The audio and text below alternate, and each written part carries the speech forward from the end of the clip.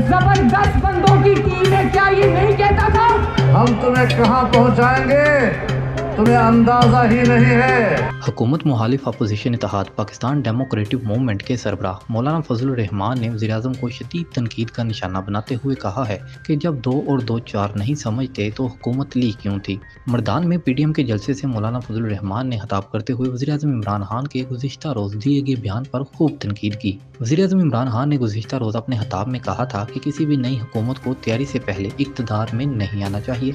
3 माह तो हमें गवर्नेंस समझने में लग गए, 1.5 साल तक तो सही अदादोशुमार ही पता नहीं चल सके। बिजली के बारे में सोचकर रात को नींद नहीं आती। अपने खिताब में मौलाना फजल रहमान ने कहा कि हम तो शुरू से कहते थे ये नाअहल हैं, अवाम का ये समुंदर इस्लामाबाद से गंद साफ करेगा।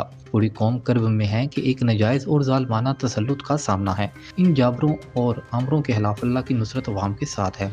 मौलाना फजल रहमान ने कहा कि हम तो कहते ही थे कि ये नाअहल हुकूमत है, अब तो इसने खुद इतराफ़ कर लिया है। अब कहते हैं कि मेरे पास काम के बंदे नहीं, कहते थे कि नौकरियां दूंगा, मुल्क में शहद और दूध की नहरें बहेंगी, अब कहते हैं कि मुझे समझ ही नहीं आई।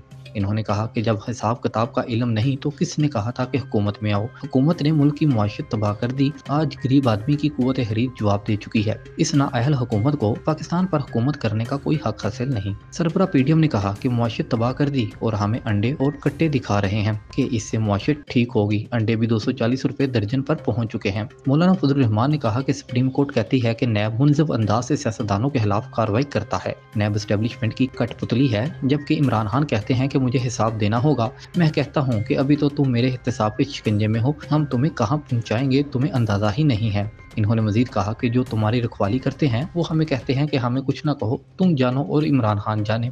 पाकिस्तान हित्ते में तनहा हो गया है, चीन हमसे नाराज और सऊदी अरब हमसे नाराज। जब सऊदी अरब ने पैसे वापस मांगे तो चीन से कहा कि पैसे तो दे दो, जितने दिन ये हुकूमत रहेगी मुल्क डूबता चला जाएगा।